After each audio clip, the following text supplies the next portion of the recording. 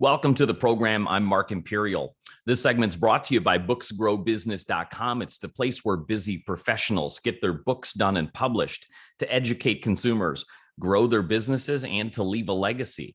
This is a series of spotlights on remarkable exit planning advisors from across the country. And joining me on this segment is RJ Kelly. He's the founder and chief visionary officer of Wealth Legacy Group. RJ, welcome to the program. Thank you, Mark. I'm just honored and delighted to be with you today. Tell us a little bit about your work and tell us specifically who are the types of clients that you specialize in helping? Sure. So I'll tell you who that is, but it's helpful to understand where I came from. And that is when I was 18, my father died. He had built a multi-million dollar company. And unfortunately, he had not invested in his management team. So when the business was down here, they were fine. When the business was up here, they were not so fine. And when the visionary dies, unless you've enabled and grown your people behind you, the company or everything else is going to die. So 10 years after my father's death, the company was bankrupt. Fortunately, and we lost everything, except fortunately, my parents had done some very, very far-sighted asset protection planning. So we kept the family ranch and a few other assets. But that was the impetus, Mark, for me to build a firm that would be able to sit down primarily with business families, pre-liquidity. That is, they build a business, they haven't had a liquidity event yet, but primarily to sit down with them, although also professionals, executives, and franchise owners, and help them think through the various aspects of their planning, not just their estate planning, not just their wills and their trusts, not just their insurance, not just their investments, not just their income needs, but also their legacy. What do they want to leave for their kids? And what do they want to leave for their community? So it takes a very diverse firm. And frankly, in my 40 plus years of practice, I have never met anybody else like us that has that breadth of scope, but also can go very deep. Most other professional planners are, they may be deep in their own particular discipline, but you ask them questions outside that, and they have to say, I don't have a good answer for that.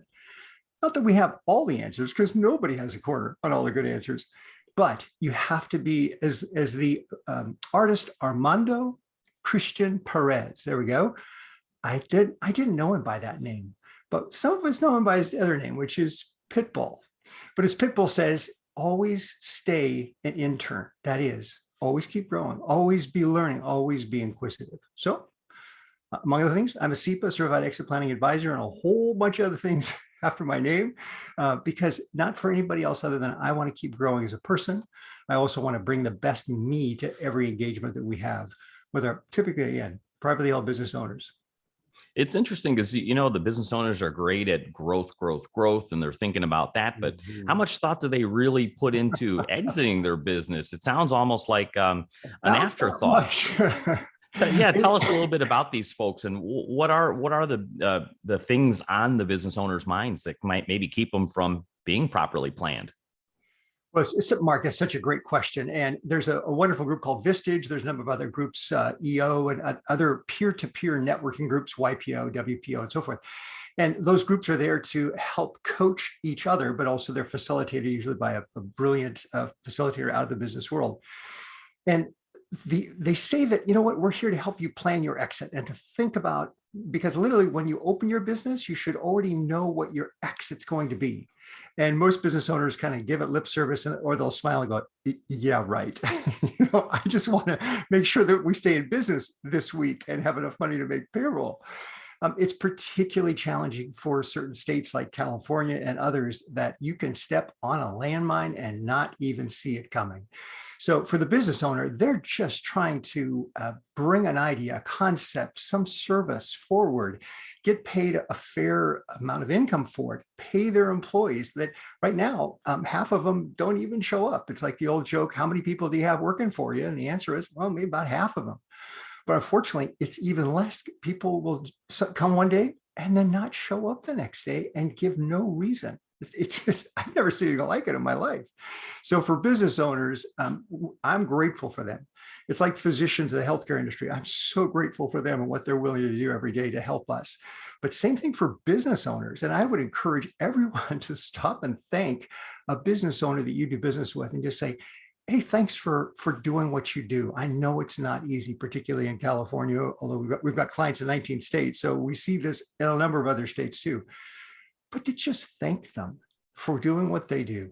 And that would really go a long way towards helping them. So anyway, there's some thoughts as far as just what the business owner is facing today. I've never seen anything like it in terms of the degree of complexity and the things that are coming for their attention. So is it any wonder that they haven't made time? In fact, it said that most business owners will spend more time planning a vacation than they plan for their exit, because they first of all, they don't know who to trust, they don't know who to go to, and they don't even know really what questions to ask. So we actually have several complimentary informations and things to just send someone if they're a business owner, they want to know and think about what exit planning looks like. We're happy to send that to them without obligation. Nobody will follow up with them. So they can just go to our website, wealthlegacygroup.com. And there's a lot of resources there, or just send me an email personally, rj@wealthlegacygroup.com, and just ask for exit planning advice, and we'll send them some stuff. In this series, we aim to clarify the role of that exit planning advisor. Can you kind of clarify that for us and unpack it a little bit? Where does it fit in the with the business owner, and how do you step in and help them get these areas in exit planning in order for them? Sure.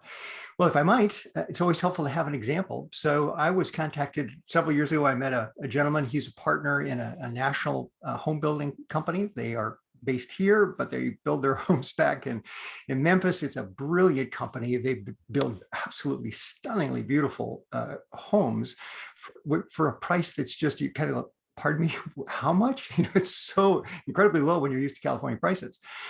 But as successful as these two are, they had never gotten around to putting together a buy-sell agreement.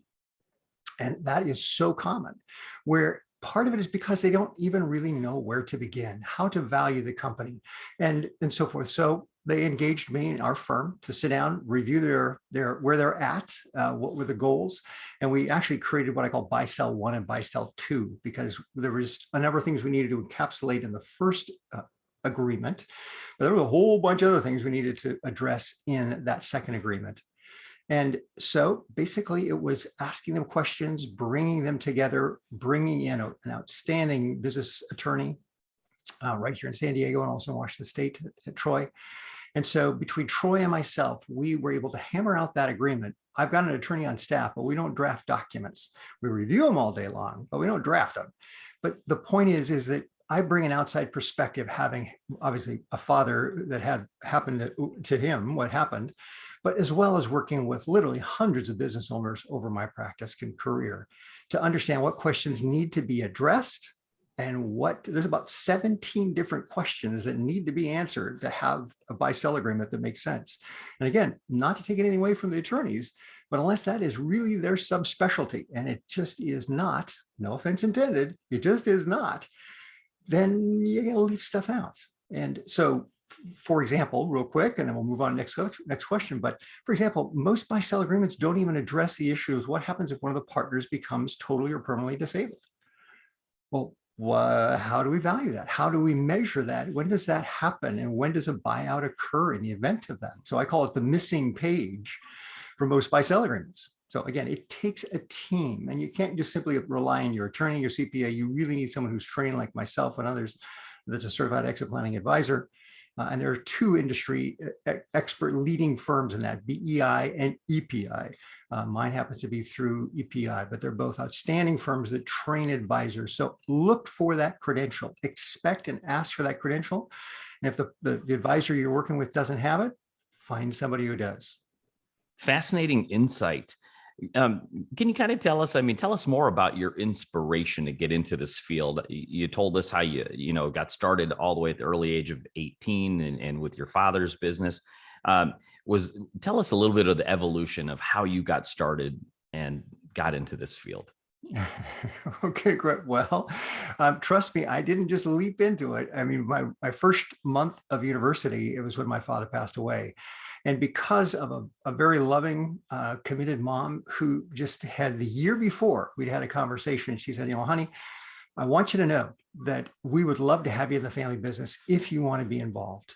But honestly, I'm not sure the business is big enough for you. I think you've got other interests and challenges that you would love to explore that. So again, I just want you to know that the decision is up to you and you don't have to feel any pressure either way. But if you want to come back, we'd love to have you. So the conversation about that long, I didn't say or really process much.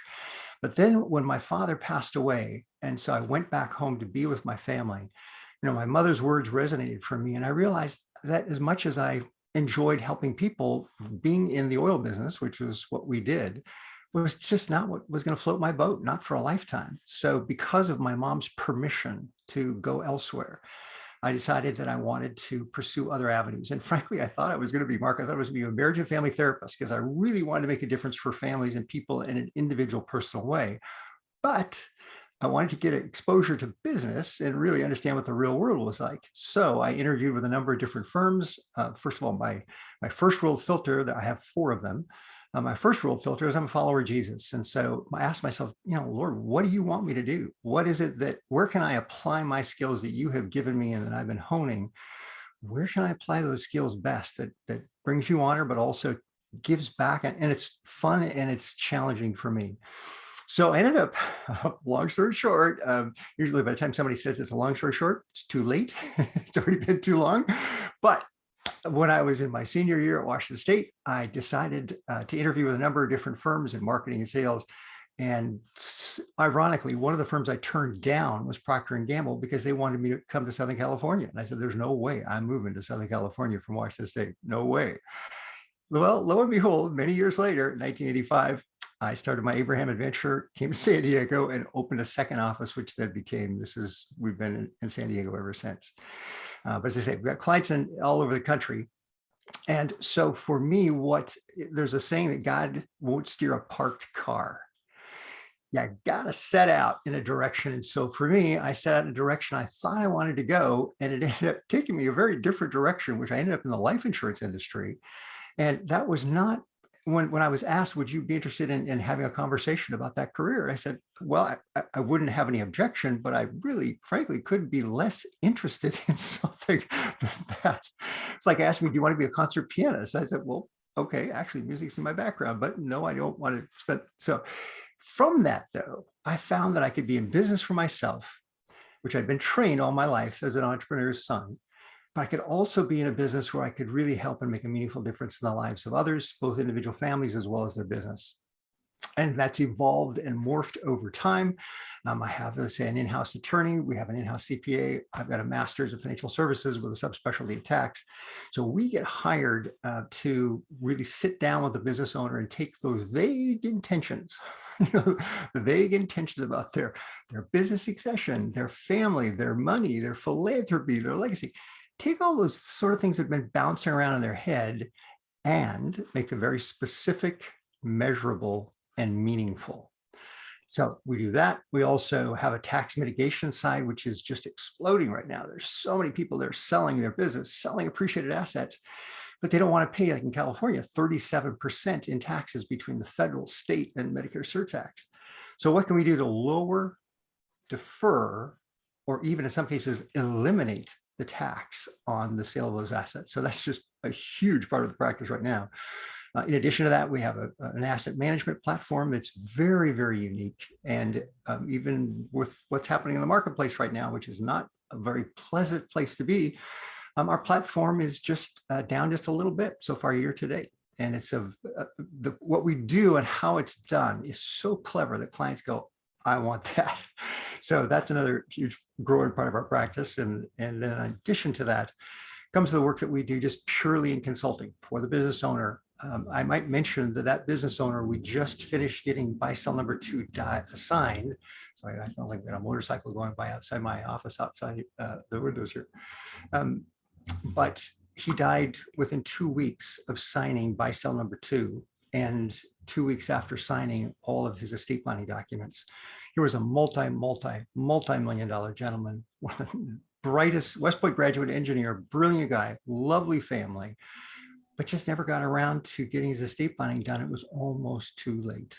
But because of commitment of me, the brilliant estate planning attorney that we brought in, and just him wanting to make sure his family, who he adores, his children from a prior marriage and his beautiful wife of 29 years, to make sure that they were taken care of. We finally got the package delivered across the doorstep, and then he died shortly after that. So it happens. For business owners that are resonating with your message and would like to speak with you, how could they find you, connect with you, and learn more? Sure. Well, go to our website. It's a sniff and smell test, right? So go to, I mean, you can have the brightest people in the world, but if you just don't like or resonate with them, then you shouldn't work with them, but you shouldn't stop there. But you can go to our website, wealthlegacygroup.com. You can send a personal email to me, rj@wealthlegacygroup.com. In the subject line, just put urgent. I get literally hundreds and hundreds and hundreds of emails a day. So even with staff filtering and stuff, sometimes things miss. So if you put urgent in the subject line, we know to bring that up right away. We offer a 20-minute complimentary conversation to talk about really anything. So if it's their buy-sell agreements they want to talk about, if they want to talk about their estate planning, if they want to talk about asset protection, they want to talk about how to reduce or eliminate their estate tax. And yes, capital gains taxes are an optional tax. You don't have to pay them, and you won't go to jail if you don't, if you do something else instead. Same thing with estate taxes. They're optional. You don't have to pay them. I mean, I work with the largest client family I've worked with so far is 2.9 billion. Largest local family here in San Diego was 1.1 billion, and he had no estate tax. But by far away, our client base is usually $8 to $10 million net worth or greater. They're pre-liquidity. They haven't sold their business yet. Those are the kinds of clients that are our bread and butter. And so just have somebody reach out to us. My staff can schedule a time for us to have that 20-minute, sometimes it's 30-minute complimentary conversation. Just understand, what are the biggest worries and concerns? What's keeping you awake at night? You know, what are the joy robbers right now? And let's figure out then what could be step by step the things that you need to do, whether that includes us or not. That's not the point. I'm here on the planet to help make a difference in the lives of others. That's my second world filter, is how can I have a lasting positive impact in my world? My third world filter, while I'm talking about it, is to leave $1 billion for philanthropy. We crossed 100 million in August of 2012. We're well on our way for our second 100 million. And if the Lord should tarry and I'm granted long life, we'll get to that billion and just keep going. And a lot of times, Mark, that just comes from redirecting the involuntary philanthropy, also known as tax, redirecting that involuntary philanthropy towards voluntary philanthropy that's more in alignment with the value system of the family. And then the fourth real filter is to die at age 147, crossing the finish line in my last race. I want to see a new century come in. 147 just seems like a great age to live to. And so I'm working on that. In fact, I'm still a little hot for my run this morning, but it could be the lights too, and the fact that I'm here with you on the program. But delighted, honored to be with you, Mark. Hope that's helpful. This has been terrific. RJ, thank you so much for stopping by and sharing with my audience today. And I wish you continued success for you and for all of your clients. Thank you. That's so kind of you. That was RJ Kelly. He's the founder and visionary officer of Wealth Legacy Group. And this segment's brought to you by booksgrowbusiness.com. It's the place where busy professionals get their books done and published to educate consumers, grow their businesses, and to leave a legacy. That's all for now. I'm Mark Imperial, and thanks for joining me.